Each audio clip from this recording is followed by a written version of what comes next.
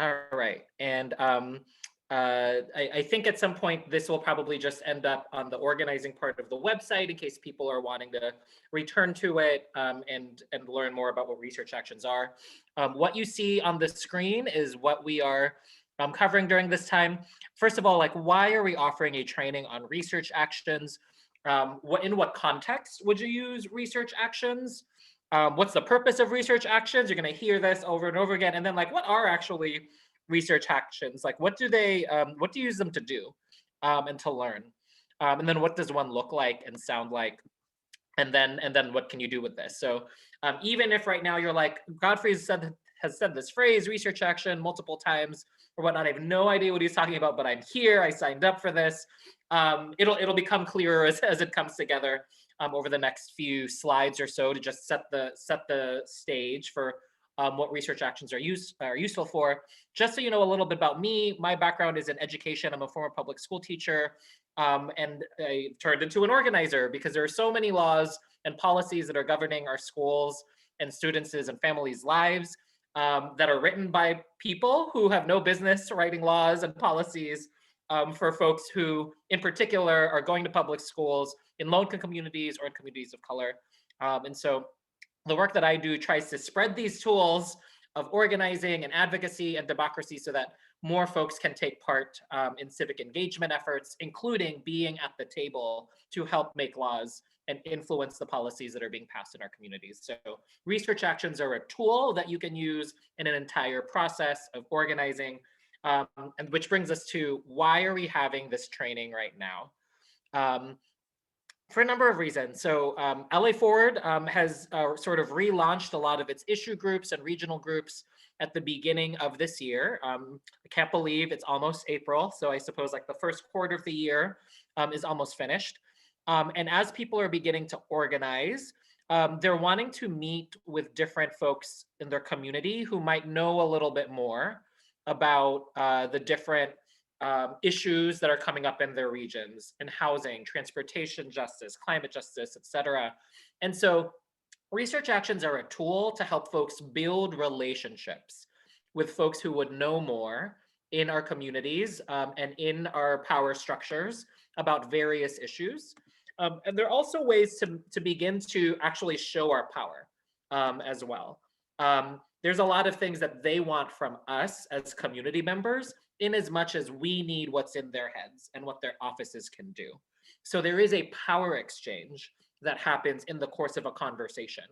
Um, I think a lot of times when people think about organizing and they think immediately of like rallies, contentiousness, opposition. That's not necessarily what this looks like. Um, I'm going to show you in a moment a cycle on your screen. This cycle is a cycle I've shared in other trainings before. The Industrial Areas Foundation that organizes across the nation uses a cycle that looks like this to help people imagine what organizing looks like. And ultimately, organizing is a lot of people coming together slowly, building relationship to then do some things together and exert their power by influencing laws and leaders in their community. So I'm going to go back to the slide actually with the fish picture. You see at the bottom left-hand side of your screen. And you'll see that typically in the world, we let the big fish, the folks with a lot of money or the folks with like big power positions sort of lead us in the direction of our lives. Organizing insists on the opposite. They insist on the fact that because we are the people, we the people can be in relationship and coordinate with each other to then move our leaders in the direction that we want them to go in. This cycle operates under that particular understanding that we can actually build relationship with each other as well as with folks at decision-making tables and use that to our benefit. So just to give you a sense of where different things are happening at LA Forward, people come to LA Forward all the time to get training. You're at one right now. You are being trained as a leader by being here and learning some tools. There are group settings at LA Forward, groups of people where people build community and potentially identified some shared issues pertaining to their community or to something important to them, like climate or transportation justice. And so research actions, the tool you all are here to learn about today, are meant to be used at a point where leaders are already building community with each other and possibly beginning to ask questions amongst each other, maybe investigating particular issues. This is where this becomes useful in the process of organizing. And as you can see, it's different from the next step in the cycle, that 9 p.m. that says, 9 p.m. Oh my gosh, 9 a.m., 9 p.m. I guess whatever. But public action, you see there around 9 o'clock. And a public action is often what we picture when we think of organizing, the rallies or like showing up to a meeting, etc. Research actions come a bit before that. And you'll see why in a moment. So what is a research action? If you've already like not taken screenshots or gotten a notebook to take notes, now is the time to become familiar with that, because this is the type of training this is going to be. I'm going to be throwing things back at you all in a moment, actually, to get your ideas. But I just want to make sure everyone is on the same page about what a research action is. It's a group meeting with someone who knows more or has power over the thing you're interested in. I want to underline some things here. Group meeting. Lots of people schedule one-on-one meetings with elected officials, with policymakers, etc. But when we have one-on-one meetings, we continue to have conversations in private. A public meeting, something that is a group, actually enables public business to happen more publicly. Because if I, along with the rest of you all on this call, with the other 12 of you on this call, if we went to go visit Mitch O'Farrell, perhaps, to ask him some questions and get to know his perspective, it does us no good if I am the only one who visits the city council member, gets to know his perspective, and then what if something happens to me? Or what if I lose interest? I am the only person who ever knows anything happening in that conversation. Organizing insists on the opposite. Organizing insists on this being a group conversation so that if something happens to me, then other people can still have the information, right? Like the organizing can continue. That's the point of people power. And so it is a group conversation. And in fact, even when you are scheduling these types of research actions, it is this meeting is maybe, I don't know. Chef is like, this meeting is research. Not every group meeting. You'll see why in a moment. This goes even to like when you are scheduling meetings with folks. It's always a best practice to email the person that you're trying to get a meeting with, but then CC the other people that that are there with you, because then they see like, oh, like I can't just ignore this because then I'm ignoring 12 people who all know, that type of thing. So again, it leverages people power from jump. There's a number of things that happen in this setup for a research action. The first thing is you're desiring a reaction from the meeting. You're desiring some information, some learning from the person you're meeting with that is not Googleable. So for example, if I were meeting with the ACLU or a representative from the ACLU, a question I would not want to ask is something about like, tell us about what programs you run, because that's probably on the website. What you want to know is stuff that's inside the folks' heads that you wouldn't normally get access to, including who are they? Who are you? Who are you? Why do you do your job? Why did you decide to do this for a living? Those things are important because we know what motivates people, right? Like what is their why behind what they do? Other things that are not Googleable include like, what right now feels unachievable, but if you had, let's say, a 12,000 member organization like LA Forward behind it, like what would, like what would all of a sudden feel a little bit more achievable, right? Like that's not on the website. That's probably not even in any sort of like meeting notes. Like that's probably just in their heads. And now that they know that there are people here who might be interested, that's information that can now be exchanged. So there is this information exchange that happens in a research action. Meanwhile, why this is great for a group of people is a lot of times there are leaders that kind of like maybe are more inclined to step up and facilitate conversations. I'm probably one of those people, etc. But now that everyone has access to the same information and they're at the table, it actually can begin to distribute that leadership, right? Like, I don't need to show up next time because so-and-so next to me is caught up on the meeting that we were just at, and they can lead that meeting. It also gives people the feeling, the true feeling of their power. They can be sitting here with the chief of police, like across the desk from them. They're not this distant person that only appears on the news and is only available to the media. Like, you can be sitting across from someone and actually exchange information and perspective. Let me pause here. We're going to go into like what an agenda looks like for this, the type of information you want to listen to, but any questions at the high level about what a research action is?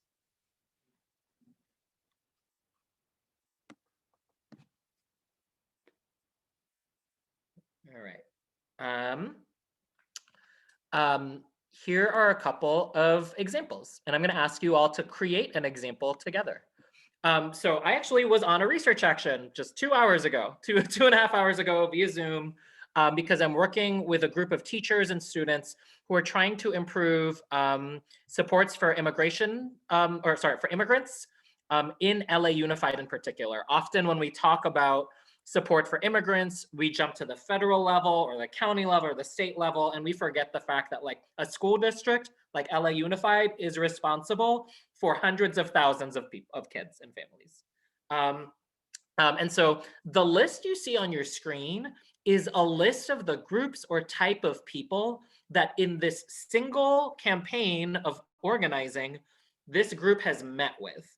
Like 5 out of the 7 LA Unified board members, the person who runs LA Unified's We Are One program, which is their signature immigrant support program, the superintendent civic engagement person, Carecen, which is a community organization organizing Central Americans, and so on and so on. Research actions are not meant to be like, go to one person, you get all the answers.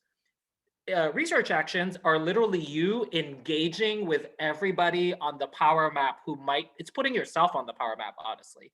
Being on the power map with other folks who are making decisions and have power or experiences that ought to be influencing a particular policy solution. And so you see here, we've met with groups all over the place that come from a variety of different perspectives and have different responsibilities. And the idea is, as you meet through these research actions, you're becoming the smartest people in the room, right? Because they're not all meeting with each other. Sometimes they do, but often they are executing their own stuff.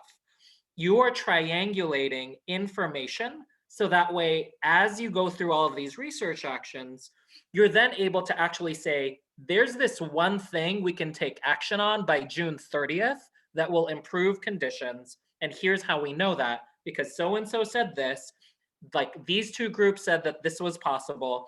These groups said that it was needed. Like, you are doing all the triangulating as like power of people. And because you're doing this in a relational way, you can go back to all of these different groups and create the conditions for the demand to happen.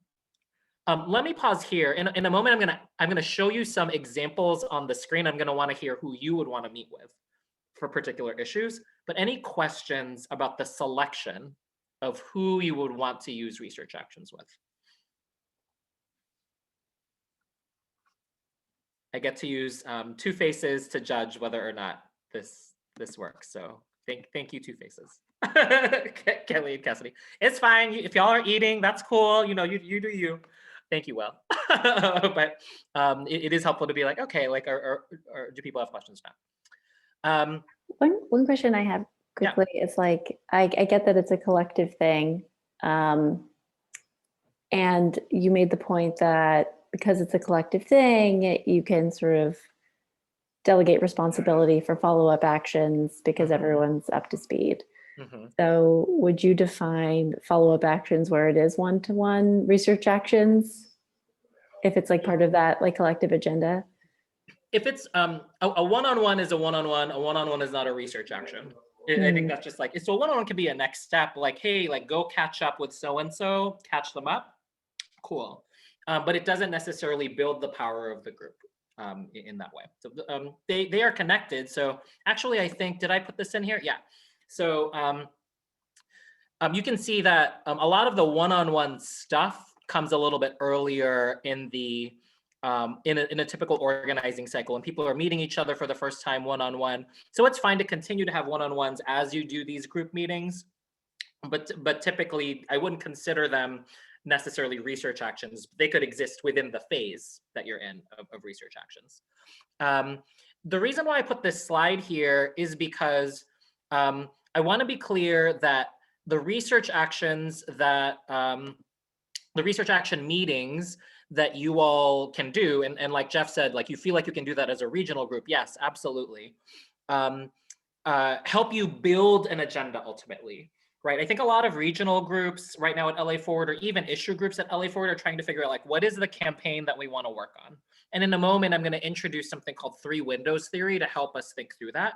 But research actions can help each of these groups triangulate like the current, like just the current landscape around a particular issue and decide it's this thing, it's moving this money, or it's this law that we need to change, or it's this thing in this community that could use our capacity the most, because you become as smart by meeting with all those various people.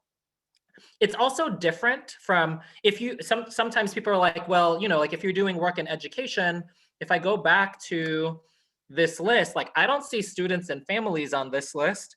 You're right, because research actions are different. Research actions, again, are with people who have established and formal power in some sort of way to exert.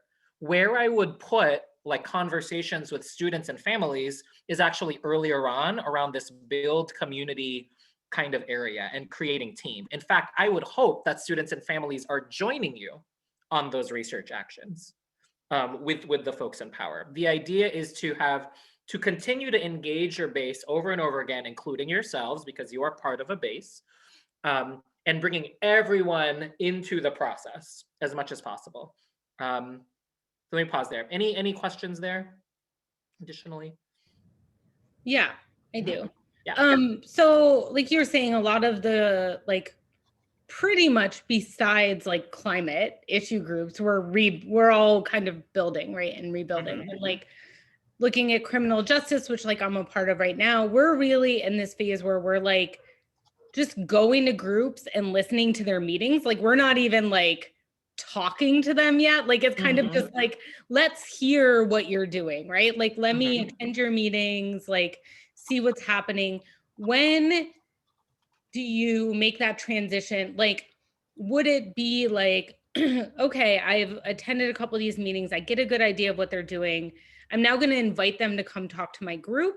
Or would I get a couple people from my group to have a meeting with them before they like presented? Like it would, because presentations aren't exactly the same as research meetings, or like where does that kind of fall in there? That's right. It's there's a couple of layers underneath there. So first and foremost, as anyone, any group, any people or whatnot begin to go plug into coalitions that are already existing in other meetings, like your hope is to not just learn, but hopefully build relationship and potentially even decide to contribute to that coalition work. And that exists sort of outside the action pieces here. But this organizing cycle is built on an assumption that you will be building relationships with each other. So like your time in a coalition group is you building relationships with lots of other people who are interested in the same thing. So I would put that on this cycle somewhere between identify leaders and build community, because you're sitting in these spaces and you're getting a sense of like, oh, like this pastor over here is like really interested in this, and I know that congregations tend to follow their pastor or whatnot. I should probably go get to know the pastor or something like that, right? Like that's you at your identify leaders stage. But building community is about like creating space to build deep relationship with each other. And sometimes coalition meetings are very transactional. Sometimes they can be like, here are the action items we are working toward. You're not really building a relationship at that moment. You're just part of a process at that point. A lot of the coalitions are already here. They're building an agenda, their public action. You're like plugging in later in their organizing cycle. So you are in organizing cycles when you go plug in with a coalition group, but you may be interested in helping to lead your own organizing cycle at some point when you identify an issue that does not yet have capacity or movement around it. Does that make sense, Cassidy?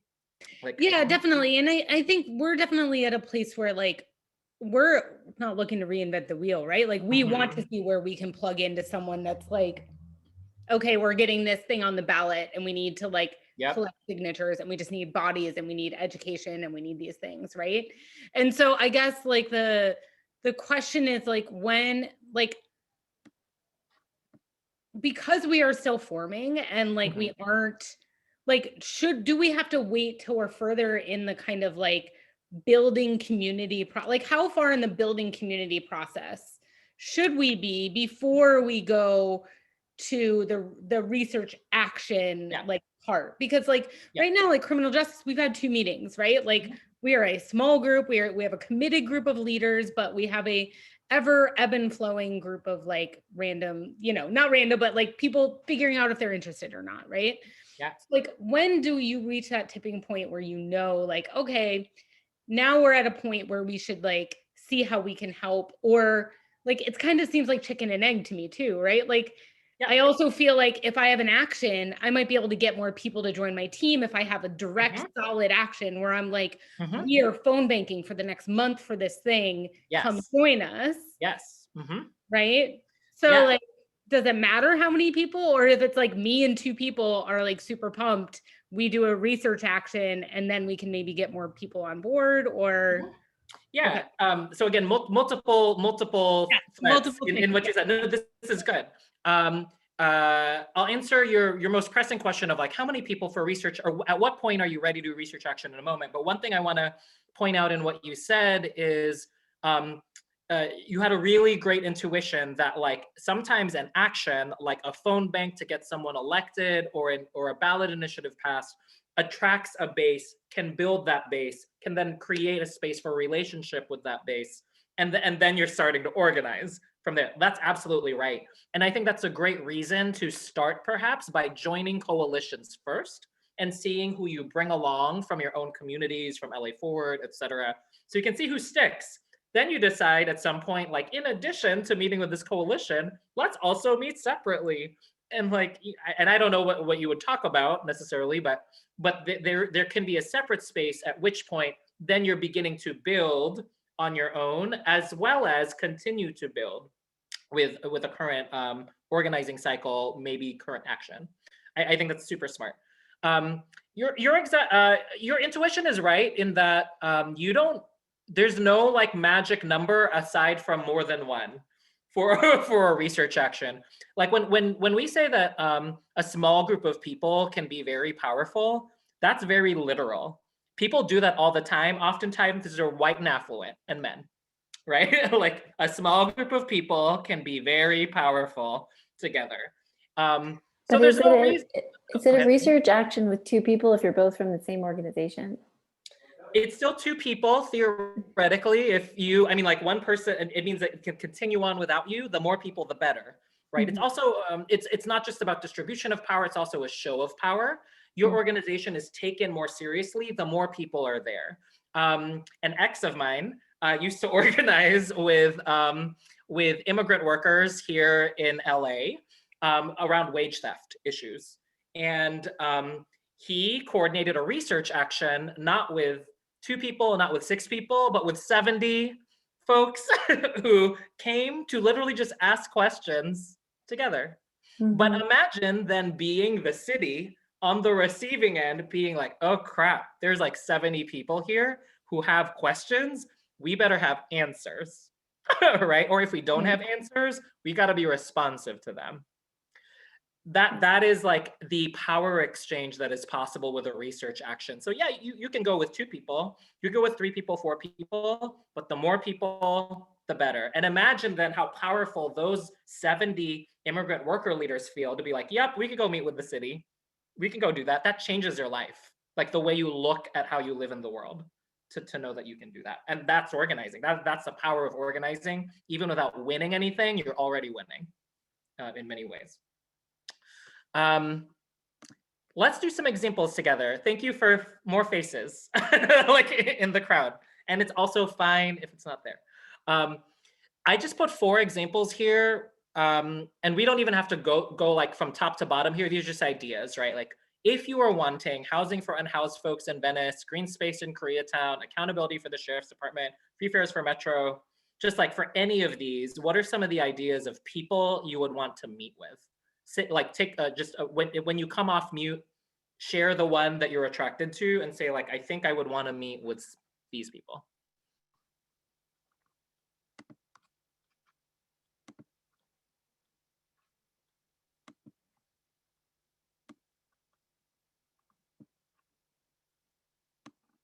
Someone choose one.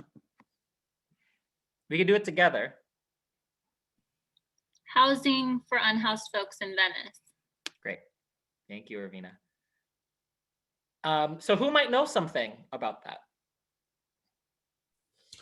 Well, if you wanted to do that, there's a whole bunch of things you'd have to do, because there's also an issue of open land in Venice, but also there's a lot of really affluent people, so you might even have to start having meetings with people who are definitely the neighborhood council to just get a feel for what type of folks are in there, because they would have a say.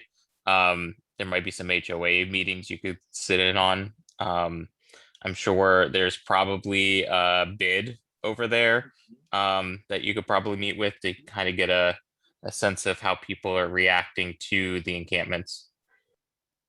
Thank you. So far we've got HOAs, neighborhood councils, bids. Who are others that you might imagine you might want to meet with? Council members? Yep, council members. So I think that's Mike Bonin. Yeah, Bonin. So Yeah. folks from Mike Bonin's office. Other folks. Who are some other people that you all might want to meet with? People that are working with the unhoused folks already. Yep. So like services, advocacy groups, anyone else? That's 7 types of people already that you all are thinking about. That's good, because again, you're here to get to be the smartest. You're becoming the smartest group by meeting with everyone who could possibly be a player, right? Anyone else that y'all want to add?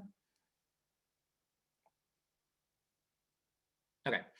I just wanted to do that little bit of exercise, right? Because that's what you're going to do. If you're bringing this back to your regional group, your organization, your issue group or whatever, that's the brainstorming you are doing. Like, who are all the different people we might want to meet with? And then that's also the power of an organized group of people. It's not all on Cassidy to go write all the emails, right? Like it is like everyone takes like one email, maybe one person has a template and then everyone else is the outreach person. And y'all know that busy people don't answer your first email. You're gonna wait a few days and then pop it back up to the top of their email. Like, you need that capacity to be able to actually get these meetings, but it can happen.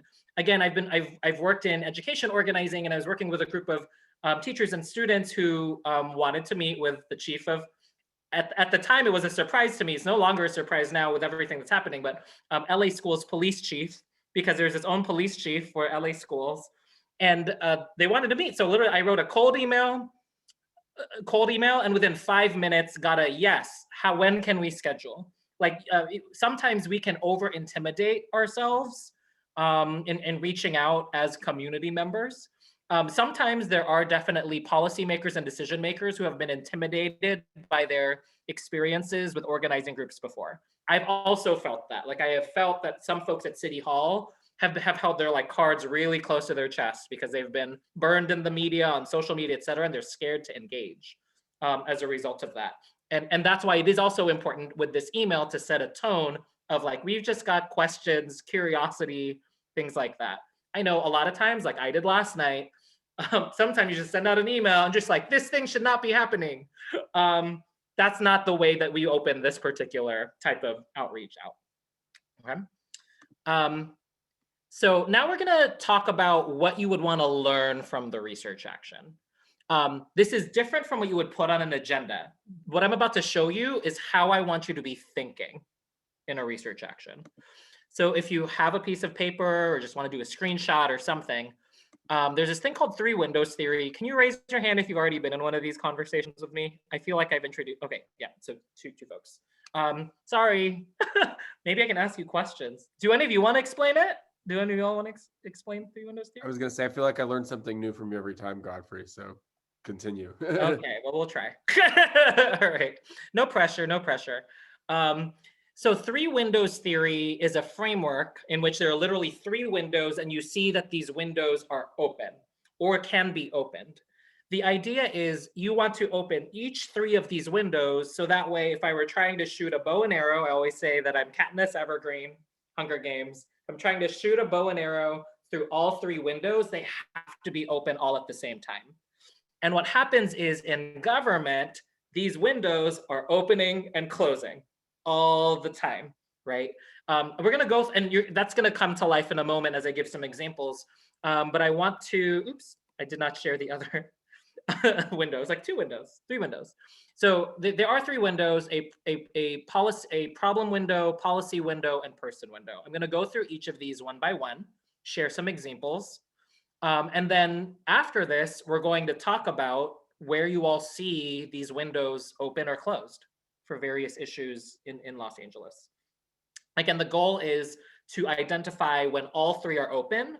The work of organizers is to not just identify them, but to open the windows, like the actual labor of opening each of these windows. In addition to building power, because again, you're not doing this alone. You could do that alone if you want it. You could open three windows alone, but you are building it with people and opening at the same time. Problem window. Problem window is maybe the easiest, I guess. The problem window is what is a problem that is widely and deeply felt and widely known? What is a problem that is widely and deeply felt and widely known?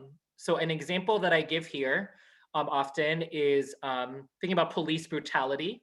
Police brutality has been widely and deeply felt by folks who are Black in this country for centuries. And yet, it has taken the advent of things like camera phones, etc., for that particular phenomenon to be more widely known, to open the window.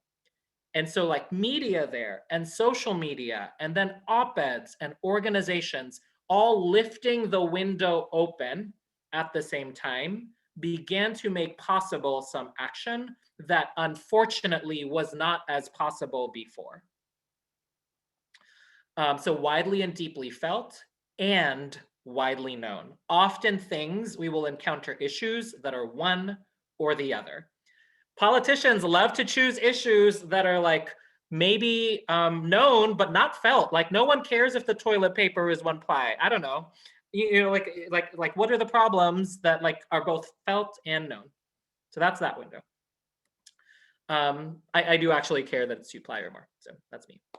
The policy window. The policy window asks you the question, what is a specific time-bound policy opportunity that can address the problem window?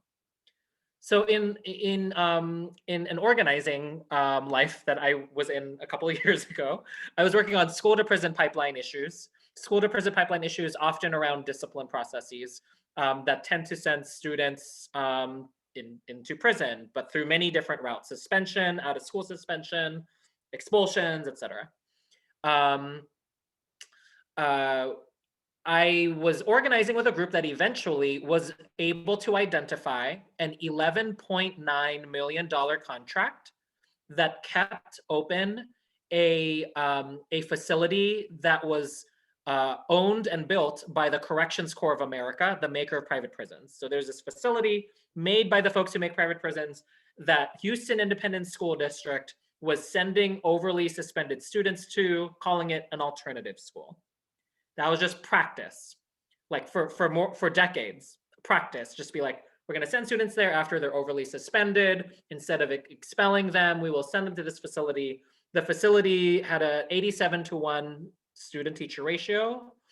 Teachers did not have to be certified to teach there. And then people wondered why, when kids came back to their campuses, they were like not in a good place to plug back into life. So a specific opportunity was divesting $3 million from the $11.9 million contract to start social emotional services at a district level to begin to stop students from entering that pipeline to begin with because they had access to mental health resources, counseling, et cetera, before going in, before having to go to that alternative school kind of thing. That had to happen by June 30th of that particular year, because that's when the contract would be renewed. Okay, so that is a specific policy window for a problem window of the school to prison pipeline. It's like a bite size. It doesn't get rid of the whole problem, but it like makes it less worse. Or it could improve it, right? In this case, with the social emotional services. So that's a policy window. And your work is to identify what those policy windows are. Sometimes, especially folks who are in very like white dominant cultural spaces, are asked to open this window. They're like, let's brainstorm, let's come up with our own solutions. Oftentimes, like these are not the things you will just think of. These are things you will like go out and ask other people, and they will have solutions for you, right? Including folks who are already in office, sitting on the solution, but not acting on it for many reasons, right? Sometimes the solution has been there for years, and they're sitting on it. So identifying the policy window, identifying the person window, and once you know what your policy window is, you can then identify your person window. Who is the person who can make this happen? In that example I just shared with you, this contract for the Corrections Corps of America's facility, we were like, well, who signs the contract? It was someone named, I won't say her name, but it was someone. So someone was signing contract, but we met with her and it was clear she kept on saying like, well, my boss, my boss, my boss. It was clear, oh, even though she signs it, she's not making the decision here. It's her boss. Let's go meet with her boss.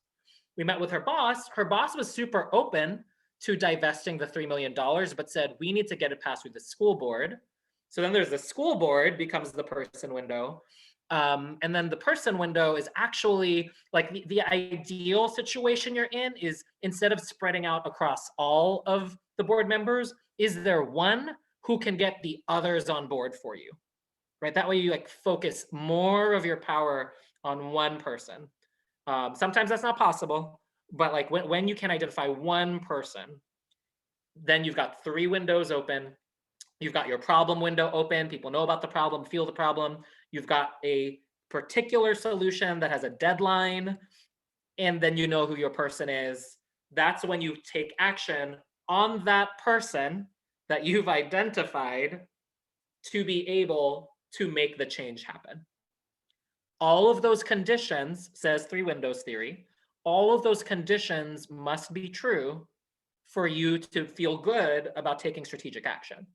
One thing that makes me frustrated sometimes is when we call for rallies, when we call for protests, sometimes we don't go to the place where people are actually targeted. I remember when Trump was in office, we were all marching over by City Hall. I'm like, he's not at City Hall.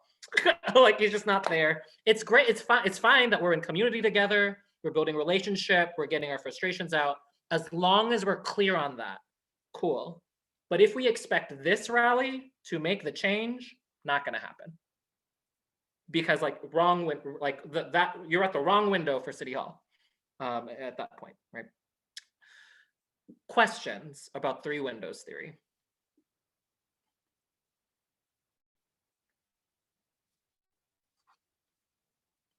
It's a lot. Yeah. I have a question. Yeah. I feel like a lot of these things, like there are already people doing the work, right? So like, when do we work in coordination with folks, and when do we like work on our own on some of this stuff? Yeah, what's helpful about the 3 windows to me is it's language that most people don't have, even when they are doing this work already. And so when we approach coalitions or groups of people and we are new to organizing efforts, it's helpful to ask questions in a research action, right? Like meeting with the organizing leaders to get a sense of where help is needed. Because again, like the organizing effort is not just identifying open windows, but opening them. So like in that effort, if you're realizing people are saying like, gosh, like the controller just doesn't get it, or this supervisor just doesn't get it, the problem window is closed to that supervisor, or the problem window is closed to that controller. But maybe you and your organizing group that you've been organizing with actually have some connections, right? And LA Forward is a place with connections. So like if there are connections, then maybe that helps you identify your unique role in opening the 3 windows. That's sort of how I would think about it when you are beginning to approach folks who are already doing the work. You as a group of people organizing have to decide that that is the thing you want to do, right? And I think that's appropriate and noble to be able to actually say like, no, other people have already started the organizing cycle. Let's jump in if they're okay with us, if we build relationship and trust and support in this particular way, right? Sometimes people wait until the action to get involved. Like, let us make calls, let us write the emails, let's show up to the protest. That's great. But there's actual work in the organizing as well, right? To like be able to open these windows, to write the op-ed, to meet with folks at a 2 p.m. meeting when the organizing group can't be at that 2 p.m. meeting. So now you're representing the organizing group at that 2 p.m. meeting, and you're going to report back about a possible open policy window, like that kind of thing, right? Does that help, Cassidy? Mm-hmm. Yeah. Other questions or reactions? I think I saw a question in the chat box a while ago that I didn't get to. I feel like this last year is extremely opening the window, very much. Yeah, extremely, yes.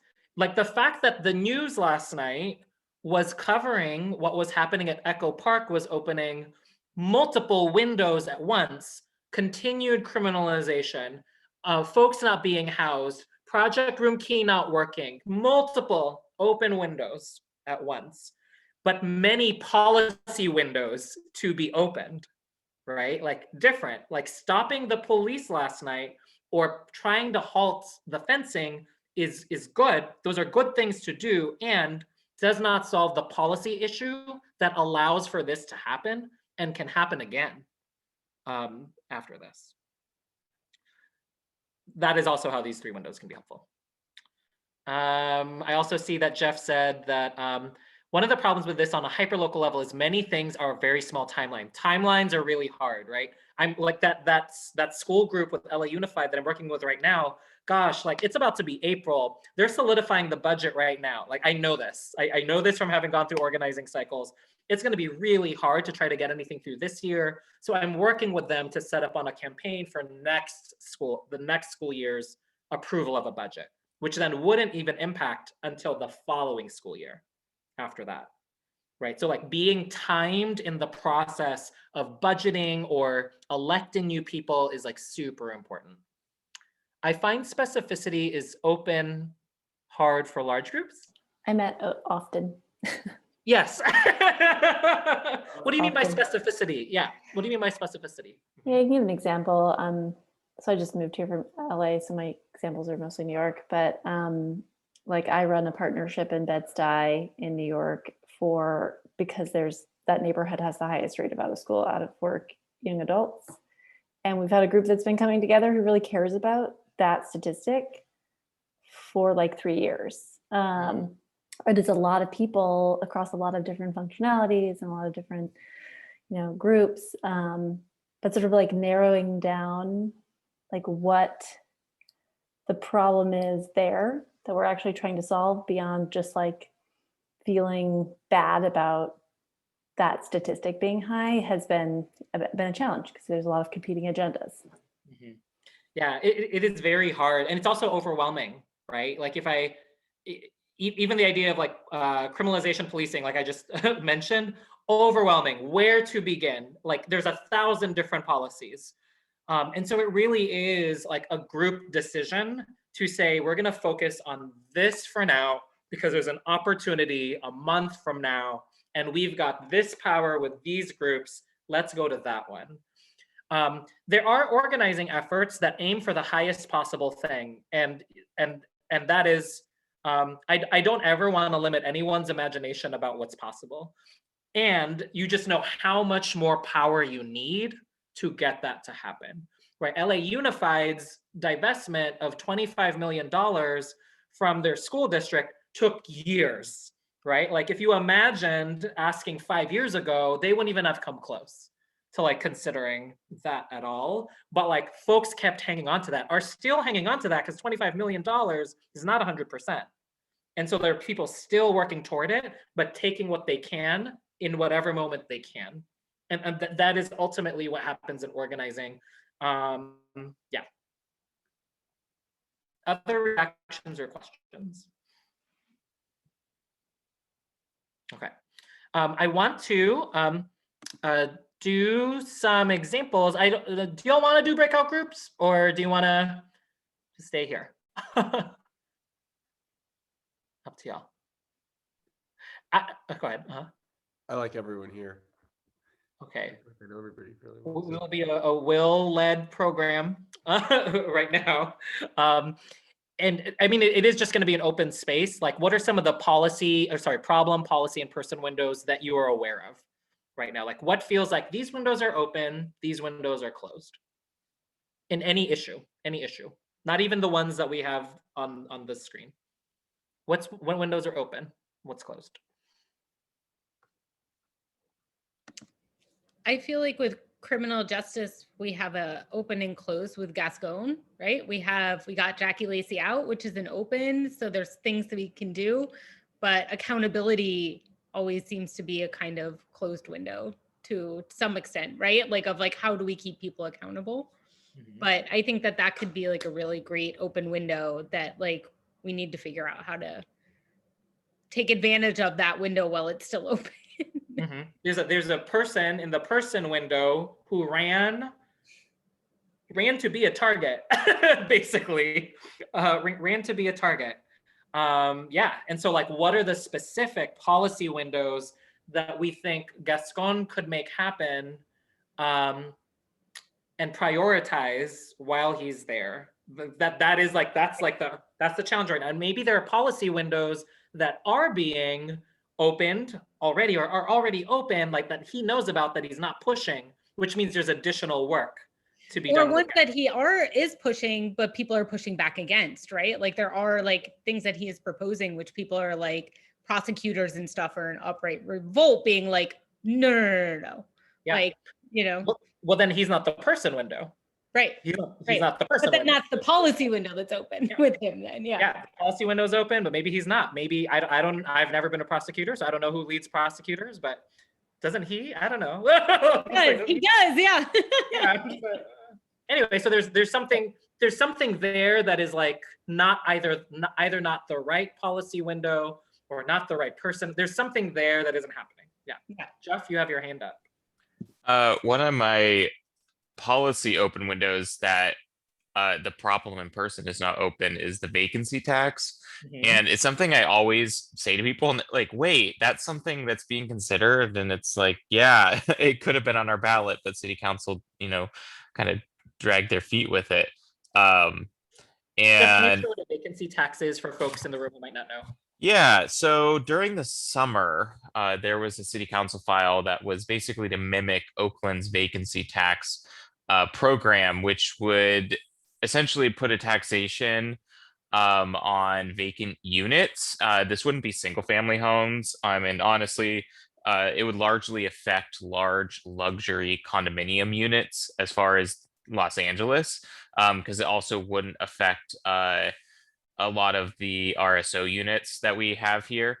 But it would apply taxation to them. So you essentially can't hoard property just to, gain value. And that's kind of what's happening in the city. It's especially right now. A good example of that is it's happening in Inglewood. People are buying up property and leaving it vacant because they want to just sell it eventually. So this was a tax that would go onto this, and our city council unfortunately dragged their feet on it, and it was not on our ballot this last November. But that doesn't mean it can't ever be. But there's the person window and the problem window are both closed because I don't think people are aware of the problem. Well, they might be aware of it. They might not know that it is a problem. in our city council. If you go to the council file, there's nothing happening on it. So they are not interested in taking action. Yeah. Yeah, I think, yeah, you're right. Like, I think in that case, like the problem and person windows open, like you're kind of trying to open both at once. And, it, it sounds like it's a widely felt problem and not widely known. So like specifically, how do you get more and more people to know about what a vacancy tax could do and the fact that city council has the power to put it on the ballot is what I heard you say. Like those are the things that they would need to know. And there's like a campaign then, but there's a campaign just around opening the problem window. And even if the problem window were open and everyone knew and the policy window was identified, then you need someone to like carry that out in city council to like, or to push that through. Then it's about shopping it around, identifying your champion, all of that stuff. New work needs to happen. Ideally, if you're a big enough group, you do all that work at once. And that's what happens when you have a bigger and bigger group. Yeah. Any other examples that are on folks' minds?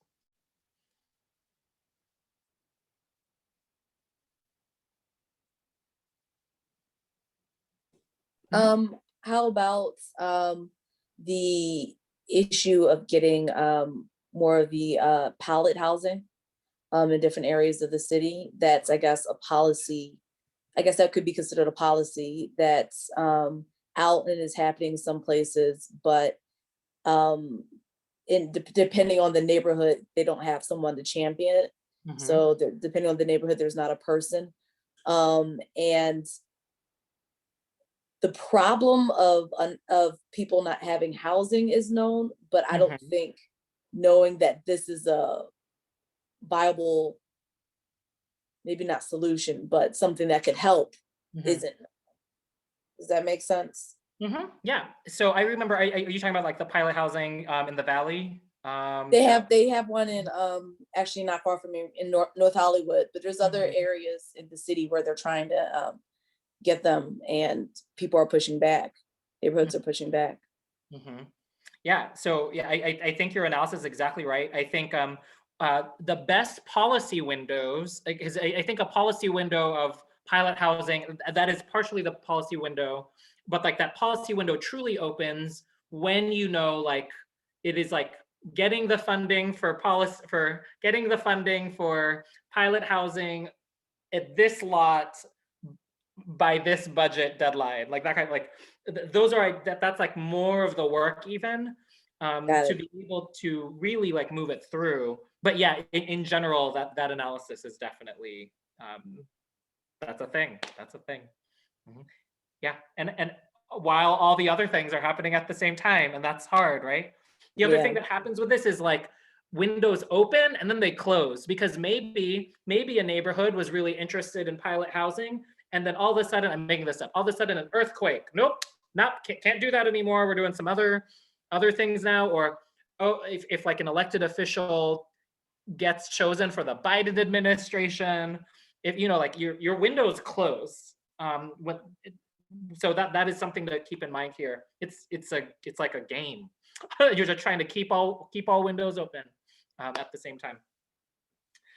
Any other comments here before I share what a conversation typically looks like? I have a quick question. Yeah.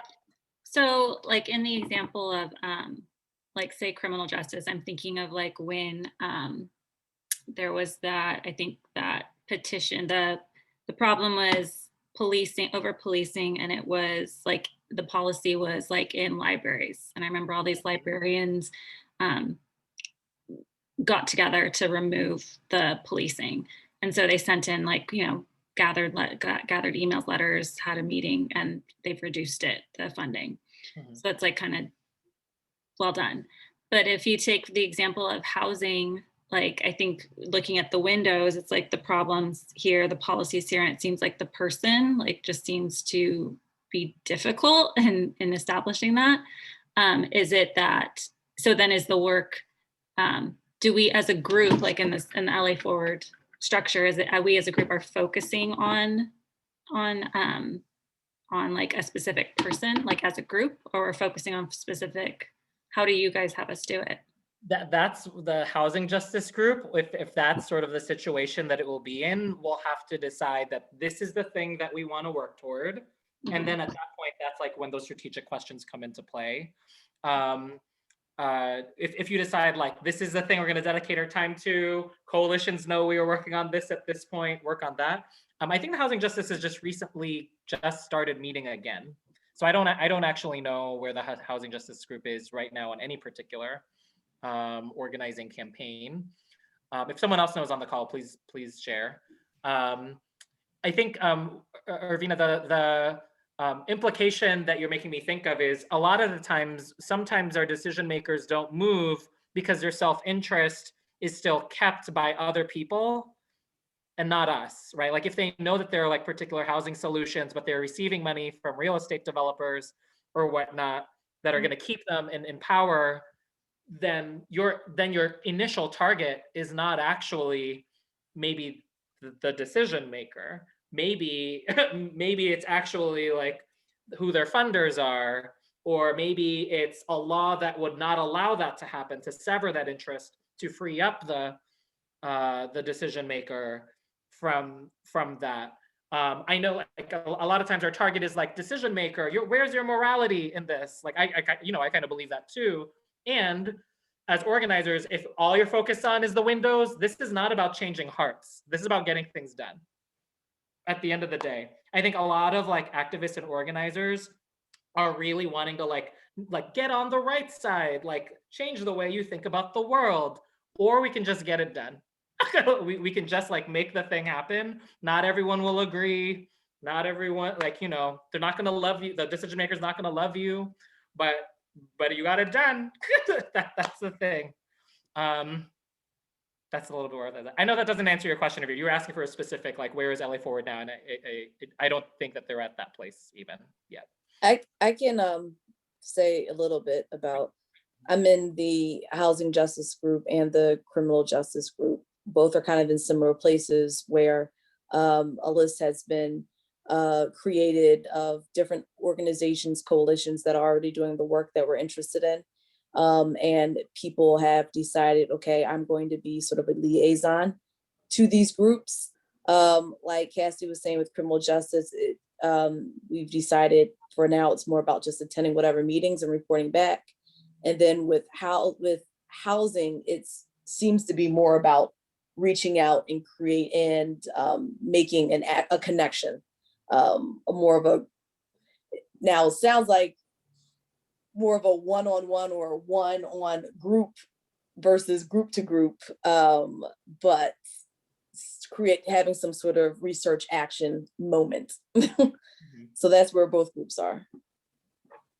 Yeah, and I'm also trying to think about, because Irvina and I are both in the West Side group, and we started talking about housing as a focus area for our region in the fall. And I'm just trying to figure out, you know, how we move forward with research actions, because I think when we're looking at housing, you know, there's so many different factors involved. So I think it makes sense to just start with learning from the different coalitions and working with the housing group to learn more.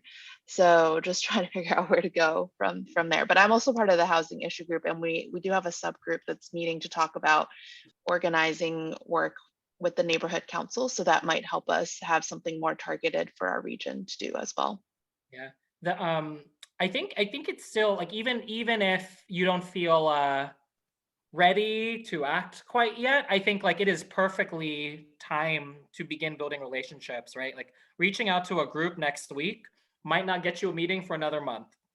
It's just people are busy, you know, like trying to figure out the date about when you will meet. So I always encourage, I actually get frustrated in organizing when I'm working with a group of people and like no one is scheduling a research action. Like ideally, we've got research action scheduled all the time. Like you want to be in the weeds of things. And that way, when a window opens, because sometimes the windows open outside of our control. When a window opens, you're like, oh crap, time to act. Like, because you've realized and you're just kind of like, you didn't know how to open it, but it opens, then you can go and contribute to whatever that work is at that point. So I really encourage the brainstorming of like, who are all the possible folks on the West Side who might be interesting to learn about in terms of housing, even if it's just to learn where things are at. and what is stopping things from moving forward. The other thing that I've seen happen is sometimes we can say like, oh, does a decision maker or an organizing group isn't doing something because they don't want to or whatever, but sometimes people are just tapped. And so a group of people meeting with them all of a sudden and just like, actually, now that there's more people, this thing, y'all can work on this thing. And you got your own project then to work on at that point. So it is worth definitely just like start to go get to know all the different groups and consolidate like what you're learning together. Literally, like in the organizing groups I work with, like there's a couple of research actions every week where possible. And then like on Monday nights, everyone just comes together and just like, what do we know about the 3 windows? And then like that way you're like constantly mapping what the opportunities are, who else to meet with, who you're consolidating as allies. Like this is the politics of it and like the strategy of it. Other reactions? All right. I know we only have, a few minutes left because I think this was supposed to go to like 8:15 or something. I can stay for questions afterwards, but I wanted to give you a sense of what these meetings typically look like. Again, they're relational in nature. So typically like you're introducing folks who came with you. The more impressive you make yourself look, the more power exchange there is, right? If you were like, hi, I'm Tiffany and I'm representing LA Forward. We've got 12,000 members, like boom, like you're interesting. You got 12,000 members, right? If you're involved with particular churches, neighborhood councils, etc., the more you become important, unfortunately, and the more power you have following behind you, the more like people have to pay attention in that meeting. Typically you want to ask relational questions. Like you want to understand this person's compass. What will they say yes to? What will they say no to, and why? Right? Like sometimes there are people who literally like, if you find out they go to a certain church and they do anything their pastor says, boom, like you've got their why. Doesn't matter what the issue is, doesn't matter like how they feel about something. If their pastor said to do it, they would do it. Great, good to know. But only those relational questions get at that. This also gets you like family stuff, right? Like, oh, your kids go to what school? Like, oh, like now you know a little bit more about like what influences, where they're going to pay attention to, who they're going to pay attention to, etc. Again, you want to focus on things that are ungoogleable. I don't give people an agenda at a research action meeting that says, here are the 3 windows, please tell us. Like it's not that. The 3 windows are for you to help like sort through information. But what might be on an agenda is like, what are the most pressing issues around housing on the West Side for you right now? And that way you get a sense of like, what do they know, right? Are you hearing what you want to hear or not? That tells you something about the problem window. Maybe they do. Maybe they do know. Maybe they will say exactly what you wanted to hear about. And then they start going down the rabbit hole of a policy window. Boom, they're opening your windows for you, right? So like you are asking about your issue in a curious, relational way. And I would actually like in that meeting, if they start opening windows for you or pointing toward windows, get more specific. If they're like, well, there's this policy that we've been looking at, like what's stopping it? Who's stopping it? Who wrote it? Like you're like trying to get as many of your windows open in a meeting, but in a curious way. It's always great to have someone just be like a note taker for your meeting. You can do this on Zoom. I was on Zoom today doing this with 6 folks with the UCLA Legal Clinic. And then if you are able, like come up with some sort of like next step or suggestion to keep them in relationship with you. Again, this is about building relationships. So relationships don't end after one meeting, right? So like if you're meeting with them, just like throw out a suggestion like, hey, like to Cassidy's point earlier, hey, like we do teach-ins at LA Forward, like what we talked about here was really interesting. If we did a teach-in on this, would you be open to presenting 15 minutes about this thing that we talked about? Cool. Then you keep them in relationship with you. right? Or it could be like, oh, you mentioned so-and-so actually is in charge of that part of the budget. Would you be able to do an e-introduction? Right, like get the next steps out there by the end of the meeting to keep them in a relationship. It's also a test to see if how with you they are. Because if they're like, no, I don't want to do an introduction, that tells you something about how far that went. And that's fine. You just now you know something. So this is what a typical agenda looks like. But really your first steps after today's call is align on what you know about the windows, brainstorm a list of people or organizations you want to meet with. Ideally, if there are folks who can introduce you to those, let that happen, because like other people introducing you is more likely to get a response than you cold emailing, but cold emails can still happen. And again, this is all like, you're not introducing too much in the email. It's like, we're LA Forward, we're 12,000 people to get their attention, 12,000 people organizing. And right now we're just talking with different groups in the area around particular housing policies that seem front of mind. Do you have 30 to 45 minutes to hop on Zoom with a few of us? Very like almost low stakes, but you know how high stakes it is in your head is the feeling. That's where today's training ends. I'm happy to stay on for more questions or thought partnership. I'm happy to, if I'm available, even join you all on research actions if you want to do that together. I think I've developed like almost like I know what good questions to ask to begin to like open things up, because I've been to so many of these now. So often it's helpful to hear the types of questions that are never on an agenda, but you can you can like, you know, use in a meeting. So I'm happy to do that if you all want. What else? I would say for LA Forward, like as you do research actions, ask if David knows them first. Ask David Levitas, the ED. He knows tons of people. If he can do an introduction, use him, right? Like might as well.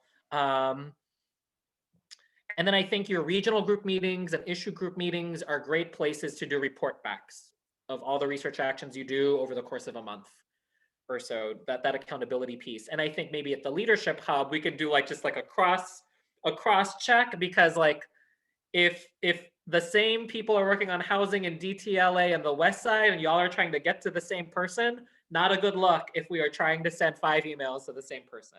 And there's a lot of overlap between issue groups, right? Like criminal justice and transportation overlap. And we should make sure that we're not, or if we are reaching out to the same folks, that like we're doing it together. And that, because like we're doing a lot of stuff around Reimagine LA and Measure J and criminal justice, like just learning, there's a lot of overlap with housing, with all these other things that like we could actually build that. And I think that's one of my biggest concerns. And like, especially having organized with LA Forward for 4 years over many different iterations of this organization, is that I worry about jumping into this stuff before we have capacity, because I feel, because I have done that, right? Like with some other folks, we started getting with schools and communities first 4 years ago, right? And it was like 4 of us and it was great, but sustaining that, like without jumping into something and diving into something without having that support is really frustrating. So I would just like, I think that's the part that like I'm having trouble with, is like, I want to jump into research and I want to like jump into this stuff, but I feel like I'm afraid that like, if I have a busy month at work and I have to step away, this goes away. And Here's something that I would suggest. You know, here's something that I've seen happen in a number of places, and then I see Jeff, your hand is up as well. And let me import this actually into LA Forward. I think one thing how this could work is maybe it's helpful if there are those of us who are like leaders on regional groups, issue groups, etc., like have a shared research action like spreadsheet or something where we can say like, oh, transportation justice is reaching out to so and so.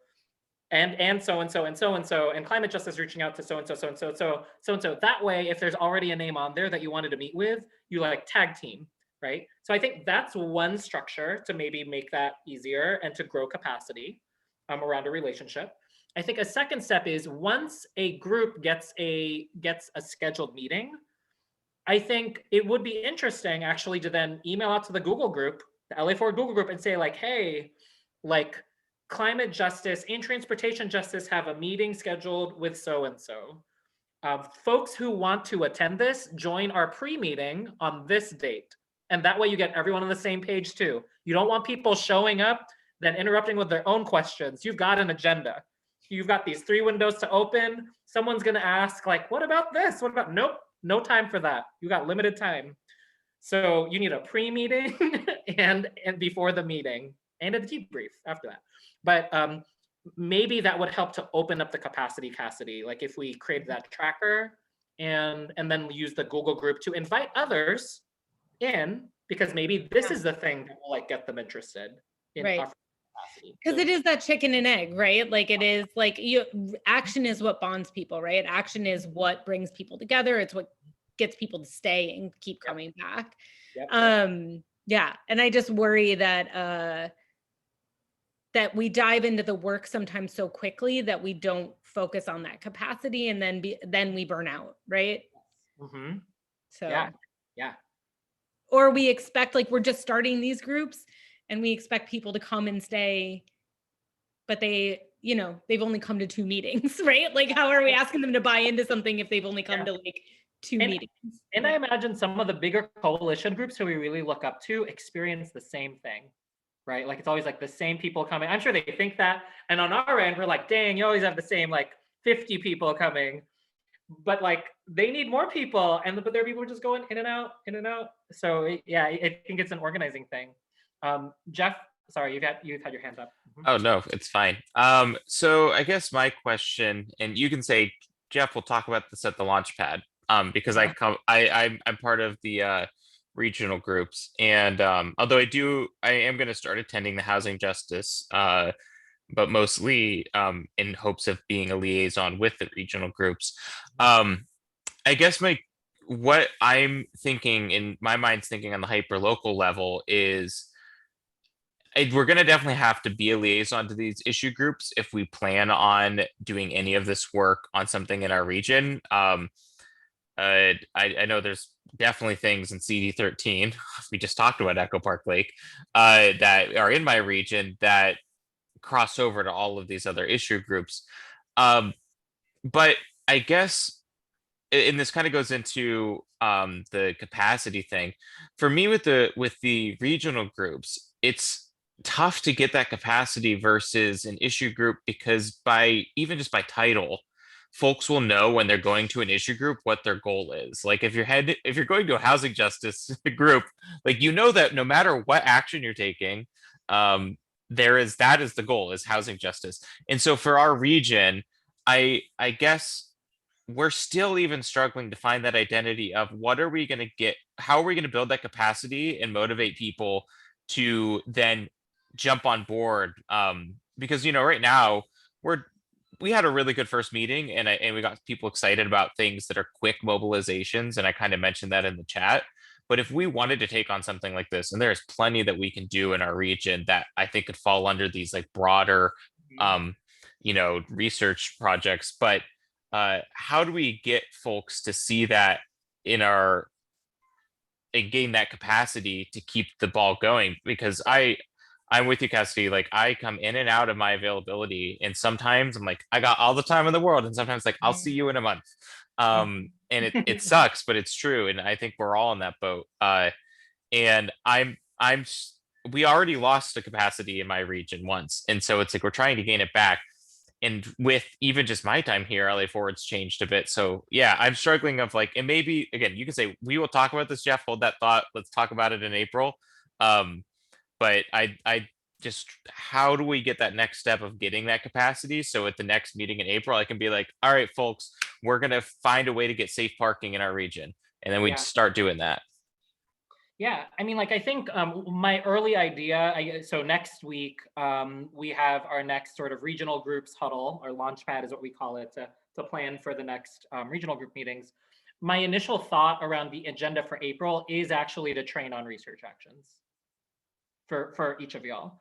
With the idea, if you know about these 3 windows and you can brainstorm a list of people who you want to talk to in your region that is either issue related or just people in your region who are powerful. Like different regions maybe are inclined to do one thing or another, to go whichever way, like whether it's issue oriented or region oriented. My thought is that if you all do that, then people are then more on a mission to do something, to your point.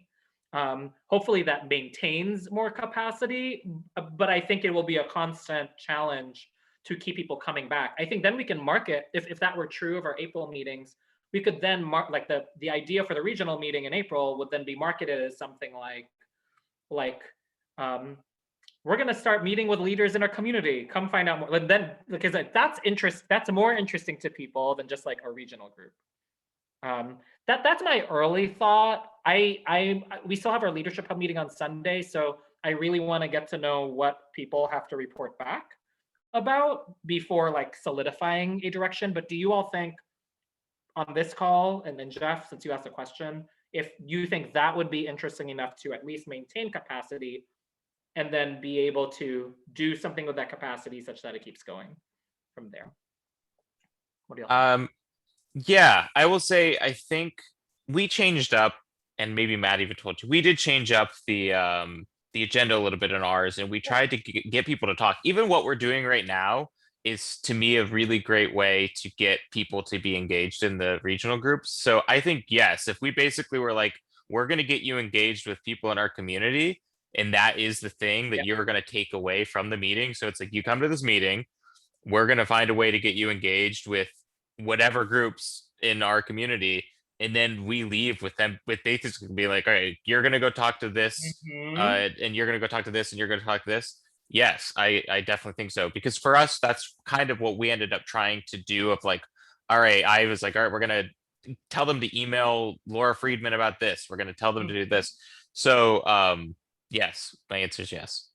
Yeah, that's great. And then the idea is like May report back and like what windows are open, right? Like is where that goes. Like it is like setting you up to potentially organize towards something, and it's fine to not know what the something is right now. I think that is just like naturally where things are. It's weird for people to be like, I usually just participate when I know what the petition's for, right? Like that's not it. Like this is like you're in it. This is the work. Like we're searching for something. I mean, that's even where we are with like criminal justice, is we're like, go out to these meetings, see what people are doing, see what issues are, report back, and then we'll discuss as a group and be like, oh, that's something that we want to follow through on, right? Or maybe there'll be just an easy action people can do, but like it's just gathering that information of like what like you said, what the potential windows are. Yeah. My hunch is that the 2 things that will hold back groups, even after going out and like building relationships and learning information, my hunch is that the 2 things that will hold back groups from continuing the process of organizing is 1, uneasiness with decision making. I see groups all the time being like, okay, well, we've got these 3 campaigns. Which one are we gonna do? How do we do that? What if they're not right? You just end up focusing on something, and wherever the energy takes you, just commit to that. If you got enough capacity, do 2, but most of the time it just be just 1. So that I think my projection is that we will reach a point where some groups are going to be like, I don't know which one. But the good thing about LA Forward is actually we can come back organizationally and see where the connections are. So if there are multiple groups who are interested in some of the same issues, maybe that points us in what direction to go in a little bit more. So that's where I see this going. And capacity is just always going to be a capacity issue. In my training, like if the capacity issue it happens, like literally in my training, it's been said like, you've got the wrong people. You just got the wrong people at this phase, and you keep finding more people, different people. Yeah, Danny. Why is my hand yellow? I made my hand. Oh, I see it as blue. I don't know. It's blue on my end. It's blue? Okay. It's blue I don't on know mine. what's happening on this Uh-huh. iPad. Sorry, I thought my hand was black. It was black every other time. Anywho, that's not what this is about. One, I wanted to ask, there's been a lot of conversations about the Leadership Hub and how the Leadership Hub will help to connect all these issue groups. And I like the idea of what you said about there being some sort of Google Doc or folder or whatever, where we can say who we're reaching out to so that all the issue groups will know, and that could possibly allow us to go in with more power. Yeah. With all that being said, what is going on with the Leadership Hub, and when are the rest of us going to find that out? Because I feel like I would be nervous because we are all at this place of research action. Like either it's just going to a meeting or it's reaching out. That's why we wanted this to happen. And so is the Leadership Hub in place to help us like right now to do that? Yeah. All the Leadership Hub How do we access this Leadership Hub? How do we get to y'all? Yeah, you probably have some sort of liaison. It's all relational. It is like, it's not like a platform. It's not so don't think it's like a platform or anything like that. There is a Google Drive that the Leadership Hub has started to share documents between, so you can access that. But there is, the idea is monthly that there's this place where different leaders of different groups are coming together to report out to each other. And we're facilitating that sharing. So as an example, this coming Sunday is the next Leadership Hub meeting.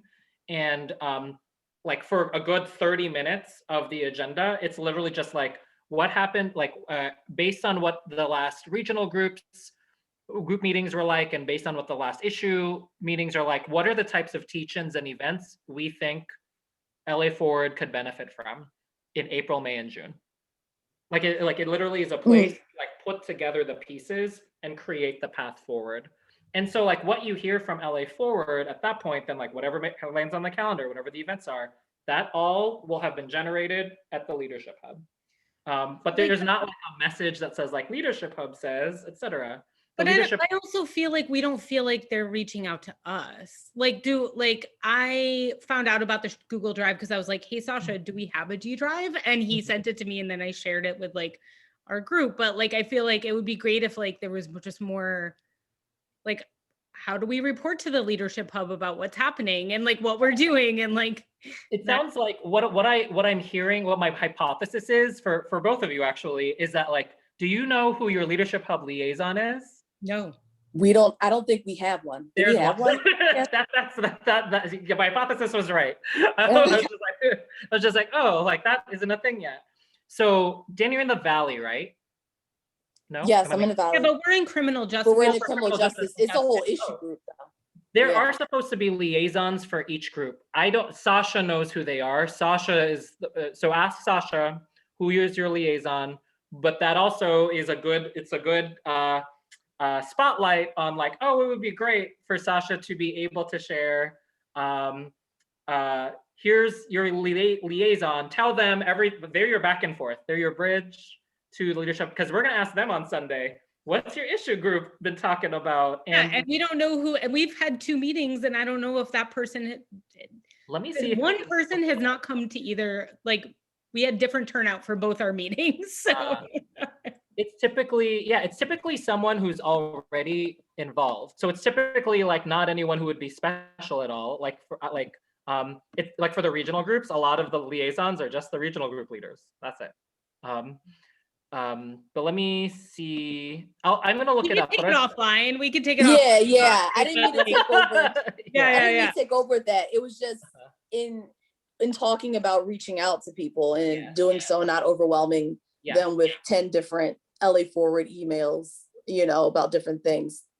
Yeah. That's what came up for me. Yeah. So thank you. That's something we'll have to discuss. Do folks here, because like there are other people here who have gone to Leadership Hub meetings or other things, like would you share anything to Cassidy and Danny about how you would describe what we're doing so far? It really is just like trying to get things organized so far. I think for the regional groups, it was really helpful. All the Google Drive slide decks, templates, everything that Godfrey put together is really good.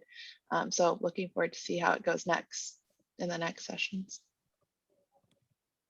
For me, yes, to second that. For me, I'm the liaison for my region. I'm seeing the structure of it should be very helpful, because what I'm going to be reporting back is things that came up in the group that I think easily could tie into issue groups. And it's again that like don't do the work twice.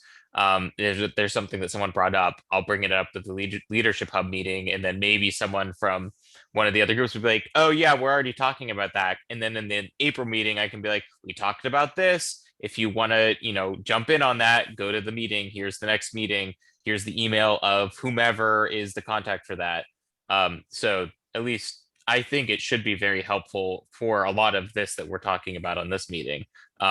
Especially when we start doing research actions, I think the liaisons can almost kind of be the sounding board to make sure that we aren't double, dipping on certain things. I'm going to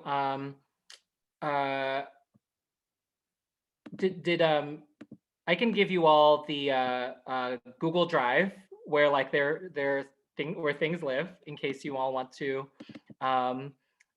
swim around in there. And you can check out what is in there currently, in case that is helpful for collaboration at all. I will, like, as a result of this call, what I'm going to do is I'm going to create a research action tracker and place it in this Google Hub, and then introduce it. I'll probably introduce it at some point over the next week or so, for folks who weren't here and don't know why we would even use it, et cetera. And that way it can be a place where we can even be in constant communication all the time between regional groups and issue groups. And I think maybe that will begin to build that bridge. I can also share with Sasha that like issue groups don't feel as connected as maybe you think they are for now. And that's good. That's just good feedback. That's where we are as a leadership hub. Yeah. I've checked in with him, but I don't know, is he my liaison? Like, he asked me this week, like, how'd the meeting go? And so I talked to him for 15 minutes, but I don't know if that's like my connection to the leader, and then I'm supposed to be reporting, it's unclear. Yeah. Sasha, yes. Sasha is the person who is the primary coordinator of issue groups for the Leadership Hub, and can represent theoretically at any time what different issue groups are doing at any time. It sounds like what is not happening is the other way around, like not giving as much to what might be helpful for you all. You all are also just open to come to the Leadership Hub meeting. It's not a secret club. It's not like, it's literally like a collaboration place where different groups are literally just huddling on the events of the last month, and then what can happen operationally to smooth things out for the next. I think it's just also a capacity, like I can't go to 6 meetings a week. Yeah. And, Yeah. So. Yeah. But I would like a t-shirt, Jeff, once you get on that. Do you do t-shirts? I didn't know that. Oh, he said you guys don't have t-shirts yet, but when you do have a Leadership Hub t-shirt, I'd like one. Any other questions? I know we're way over, and thank you for staying, I suppose. But I'm happy to keep staying. Also happy to just say bye to people on this Thursday night. So thank you. You need to hop, but I'll around in case you still want to chat. I guess everyone's still staying. I'm gonna say goodbye, everybody. This was great. Thank you, Godfrey. It was great way to look at this. I have a lot to think about, so thank you. Yeah, thank you, Godfrey. Thank you, Godfrey. Bye, Have a everyone. good night. Night. I have a question, Godfrey. Yeah. When you said that you had a meeting at UCLA earlier today, so like what are you organizing, or like what research action are you taking? Hi, Cassidy. So that was the actual the teacher and student group that is trying to improve immigrant supports through LA Unified. Yes, gotcha. has been meeting with many different groups. Many different groups. And one of the groups we met with was the UCLA Legal Clinic, because through UCLA, they're able to have a legal clinic at RFK, the campus here in Koreatown, that houses 6 different schools on it. And they kicked out LAPD from their office that was on that campus, and instead it's an immigration clinic. And so families at any time can have like one free, this is what we learned today, they can have like one free, what did they call it? I don't know, one free conversation or something. Consultation almost, or Yeah, not consultation. Yeah. And then based on the different consultations, during every semester, the actual legal clinic can take on 4 cases, but a case could be like an entire family. So for example, like one thing they shared today was there were 2 Filipino students who are documented, have been here all their life, like don't remember the Philippines. It was like that early on, right? All they know is English, etc. And they came to this legal clinic because they're applying to college, and their college counselor was like, I don't really know how to deal with the financial aid situation. Go visit the legal clinic. The legal clinic not only was able to help them with financial stuff, but they didn't know this. They qualified for green cards. They didn't even know. So now their entire family has green cards just because this legal clinic existed on just because they took this meeting. Yeah, exactly. And so like that's the kind of, so you know, we walked out of that meeting, again, you're triangulating 3 windows. So a lot of the questions we were asking were things like, how much does it cost to like make something happen like this? Who pays for this? Why can't LA Unified do that? Right? Like you're opening the 3 windows every time. Oh, that's awesome. That's fascinating. Yeah. Thank you. Why did you ask about that? I was just I was curious. To me, it's so funny. I feel like I trying to find 3 windows that are open at the same time is or even just one that's open. So I was curious, like how did you find that window, and what led you to that? Like supporting immigrant students. Yes. A lot of the students, I mean, this organizing group brings together students and literally just has them have conversations about the issues that are coming up in their lives. And in particular, I mean, tons of the students were already from immigrant families or immigrants themselves, but especially during COVID, you know, these conversations that happened in April last year, like that's what people were asking about. They were just like rent, unemployment, stipends, etc. And so we began doing just research actions from that point. And eventually, like we're still having research actions, because what happened was, like, when you think about rent and unemployment, those are big like state issues, federal issues. People are already working on those, to the conversation we're having here. What could we uniquely work on? No one's working on this at a district level. The district just keeps pointing at their same policy from 2017. It's called We Are One, but no one can tell you what that is. If you talk with families, students, schools, they don't know. Yeah. And that's the problem. That's the problem window. There's a disconnect. And We Are One is not enough. So now we're trying to figure out the policy window to reshape it, and the right person window to do that. So yeah, if you're interested, we probably will have some sort of like assembly or action by the end of the school year that begins to bring all these things together, in case at some point you're interested in. Yeah, I would. I even just listening in to learn about it, and to just see how you do it is really fascinating to me. So thank you. That was awesome. Yeah, I mean, hopefully we get to a place here at LA Forward where everyone gets to see what that's like. He's doing that. Yeah. I would love to be able to. I would love to see our Mid Wilshire group doing that, doing something like that, like to be behind something. Or I mean, I went to the criminal justice meeting with this last one. I'm trying to hop into as many justice meetings as I can. So yeah, so hopefully there's a lot. Yeah, that cross connecting. Yeah. Will, what do you do again?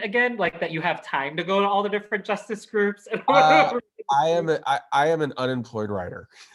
So I should say I'm a writer. I haven't the last year I haven't been able to quite find as many gigs where I am fulfilled creatively, but I have for, let's see, I've lived in Los Angeles for 16 years, and this is the first year that I'm like, I need to figure out how my city works. Like, Oh, wow. Yeah. Yeah. Well, that's great. Well, you are yeah. very welcome. It's been fun just learning and especially learning from you, Godfrey. It's been so great. So Yeah. thank Well, you. I love, it's probably very obvious. I love doing this. So, yeah. Yes. Yeah. No, I can tell. You light up when you're doing it. So it's fantastic. Yeah. Cool. Well, thank you for coming, Will, and let me Nice. know Thanks for how having me. It was good to Mid see you. Wilshire. I'll see some people at the Leadership Hub meeting on Sunday and hear back. Right. Yes. Awesome. I sent you, I know I emailed you kind of what we learned from our last Okay. meeting. If you need, if you need any other stuff, I can try to check in with you. So cool. I'll take a look at that. Thanks, Awesome. Will. All right. I'll see you later. All right, bye.